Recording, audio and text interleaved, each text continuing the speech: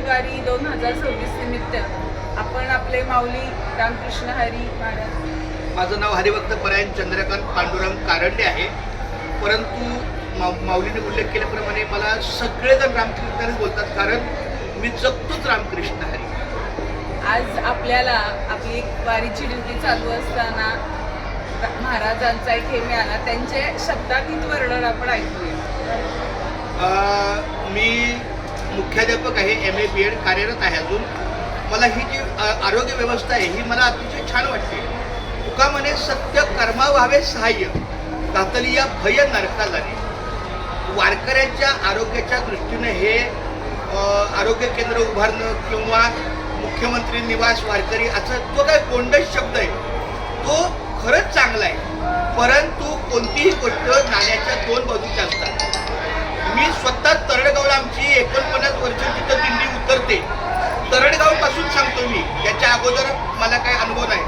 पण तरडगावला आमची दिंडी गेली अनेक वर्षापासून ज्या ठेप्या होती, आमचीच नाही तर अशा 13-14 दिंड्या, एका दिंड्याचे किमान 10 तंबू म्हणजे किमान 200 माणसं, असे 13-14 दिंड्यांचे तंबूची जी जागा असते बरोबर त्याच जागेत त्यांनी हे आरोग्य केंद्र उभारलं. म्हणजे इथं जे आरोग्य केंद्र आहे हे वाटचालीतल्या वारकऱ्यांना स्वतंत्र चालणाऱ्यांना योग्य आहे.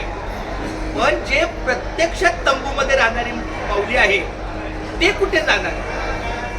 म्हणजे हा विरोधाभास आहे. तुम्ही वाटचालीतल्या वारकऱ्यांना सोय केली, त्यांना निवारा दिला, सगळं छान आहे. पण त्या तरडगावला आम्ही बेघर झालो. म्हणजे तुम्ही एका बाजूला कुठली तरी माती काढताय, कुठला तरी खड्डा बुजवताय, पण एक खड्डा रिकामाच असतो ना. दुसरी गोष्ट की आणखी मला एक म्हणायचं आहे, बरं आता जिथं आमच्या गाड्या लागतात तंबूच्या बाजूलाच गाडी असते, गाडीच्या बाजूला पडदी असते.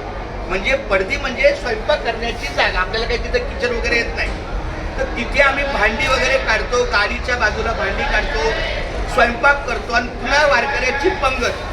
आता इथं काय होतं, इथं रस्त्यानं एकटे चालणारे दुकटे चालणारे वारकरी कुठंतरी लाईन लावतात, जेवतात. हा निवारा त्यांच्या दृष्टीने ठीक आहे, पण जिथं दिंडी 150-200 माणसाला घेऊन जाते, आम्ही अक्षरशः अशी 2 ठिकाण आम्हाला मिळाली. एक मला वाटतं तरडगावला आणि दुसरं फलटणला.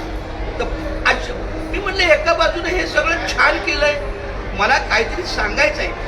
ह्या करण्याबद्दल माझं दुमत नाही, पण मला असं वाटतं सरकारने मे मध्ये न येता वारीत यावं, बघावं कुठे कुठे तंबू आहेत, ती जागा नाही कॅप्चर करायची. जिथे जिथे तंबू नाहीत त्यांनी ते ओळखावं की हा वारीमध्ये येऊन ह्या तंबूची जागा आहे, ह्याला काही टच करायचं नाही. आणखी कुठे मोकळी जागा आहे, हा ही मोकळी जागा आहे. वारीतच कळणार तुम्हाला रिकामी जागा कुठे असते. आता 2 दिवसापूर्वी समजा इथे आला तर इथं तंबू असतील का? नाही. मग त्यांना काय वाटतं ही जागा मोकळी आहे. अशी चुकी भविष्यात घडू नये. आम्ही त्याला साक्षी आहोत. आम्ही 2 ठिकाण बेघर झालो. आम्ही रेडीमेड जेवण मागवलं, कारण स्वयंपाक कुठे करणार? तुम्ही म्हणता इथं वारकऱ्याला झोपायला पायातून मच्छर, इथं सुविधा सगळ्यात चांगल्या आहेत, पण जे दिंडीचे वारकरी आहेत त्यांनी काय करायचं?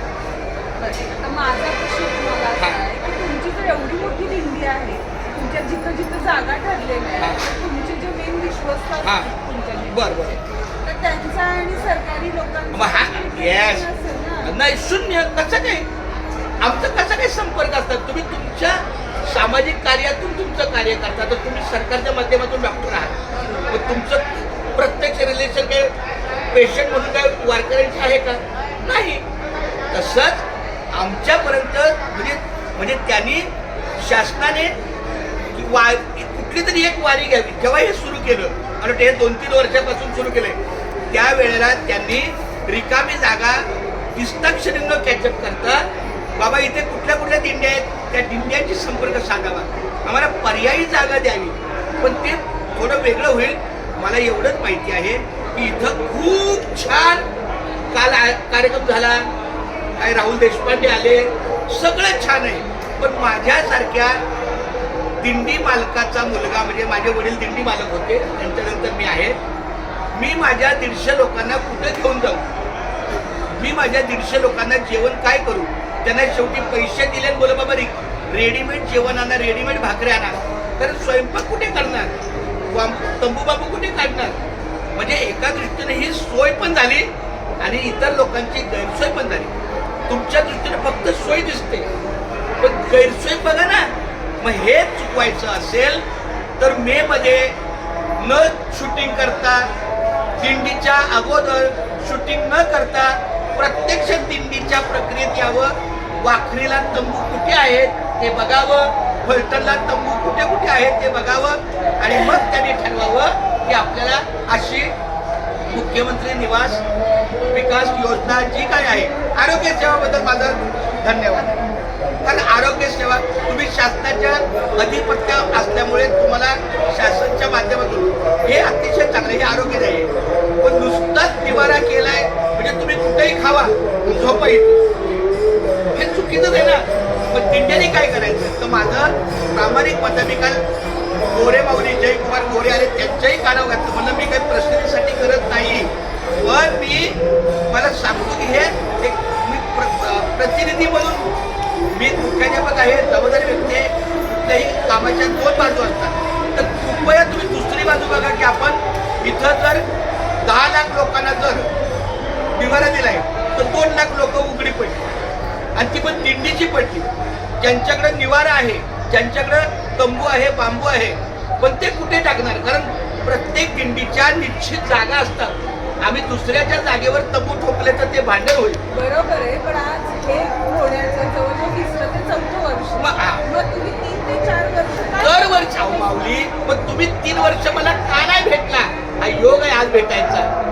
मी भेटलो म्हणजे व्यक्ती आहे त्याच्याशी तुम्ही कॉन्टॅक्ट करून संलग्न राहून तुमचे प्रश्न मांडले. मग आता खऱ्या अर्थानं जर तुमचं एक माध्यम म्हणून मी पुढे आलो तर माझी विनंती आहे की चला देर आहे दुरुस्त आहे, अशा ठिकाणी हे आरोग्य निवारा उभारा जिथे दिंड्यांच्या, हा मला माहित नाही, हा आमचा इथं माझं नुकसान नाही, पण 2-3 ठिकाणी आमचं नुकसान झालं.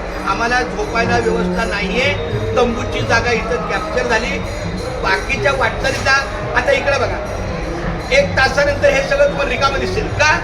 कारण ही वाटचालीतली वारकरी आहेत. दिंडीचे वारकरी अजून पुढे आहेत का? कारण त्यांना वाखरीचा दुपारचा भंडारा असतो. लक्षात घ्या. आता आम्ही कधी निघणार? 11:30 जेव्हा फुलं पडतील, जेव्हा सगळी म्हणजे सगळ्या दिंड्या एकाच वेळेला निघणार, त्यांचेच तंबू असतात. हे 2 तासात तुमचं रिकाम होणार का? कारण वाटचालीतले 1, 2, 4 संख्येनं जाणारे वारकरी आहेत. त्यांच्यासाठी हा निवारा खूप चांगला आहे. माझं काही चुकलं असेल तर क्षमा प्रार्थी, पण नेहमी नाण्याच्या 2 बाजू बघा. आता आणखी बोला मला. आमच्या आरोग्य सेवेबद्दल मध्ये तुम्हाला वाटेल म्हणजे तुम्ही ह्या माऊली मुंबईपासून ही सेवा करतात आणि आमची दिंडी मुंबई ते पंढरपूर भारताचे प्रवेशद्वार गेटवे ऑफ इंडिया इथून जी चालत निघते. माझ्या माहितीप्रमाणे मी अतिशयोक्ती करत नाही, अख्ख्या दिंड्यामध्ये ही एकच दिंडी आहे जी आळंदी प्रस्थानाच्या अगोदर गेट ऑफ इंडिया पासून चालते. आम्हाला 10वा दिवस लागतो आळंदीला यायला आणि नंतरचे पुढचे हे 18 दिवस. बरोबर. आम्ही आता हा तुमचा टप्पा आळंदीपासून जातो, आळंदीपासून पंढरपूरपर्यंत तुम्हाला ठिकठिकाणी आरोग्य 100% दिसले. तुम्हाला त्यांची सेवा खूप चांगली, खूप चांगली. डॉक्टर हा प्रतिदेव आहे, त्यामुळं त्यांची सेवा ही अगदी म्हणजे लक्षवेधी पण आहे. आणि तिथं लिहिलंय चरण स्पर्श. तर मला विठ्ठलाच्या अगोदर पहिला मी डॉक्टरांना चरण स्पर्श करेल, कारण त्यांच्या रूपातच मला डॉक्टर दिसतो. डॉक्टर म्हणजे अशी काही मूर्ती कमरे हात ठेवला म्हणजे मला देव भेटला नाही. तुमच्या रूपात डॉक्टर आम्हाला मिळतो, देव मिळतो. त्यामुळे तुकारामाने सांगितले, देव पाहावयासी गेलो माझा मीच देव झालो. तुमच्या सेवेतून आम्हाला समाधान मिळतं, तुमच्या सेवेबद्दल. आणि म्हणून डॉक्टर मला प्रतिदेव वाटतात. म्हणून मी माझ्या मुलीला जाणीवपूर्वक डॉक्टर केलं. आता माझी मुलगी MD आहे, BAMS करून तिनं पुढचे 3 वर्ष MDला केले. आणि तिला तेच सांगितलं, तू उत्पन्नाच्या साधनातून डॉक्टर नको, सेवेच्या साधनातून डॉक्टर हो. त्यामुळे तुझी खरी सेवा.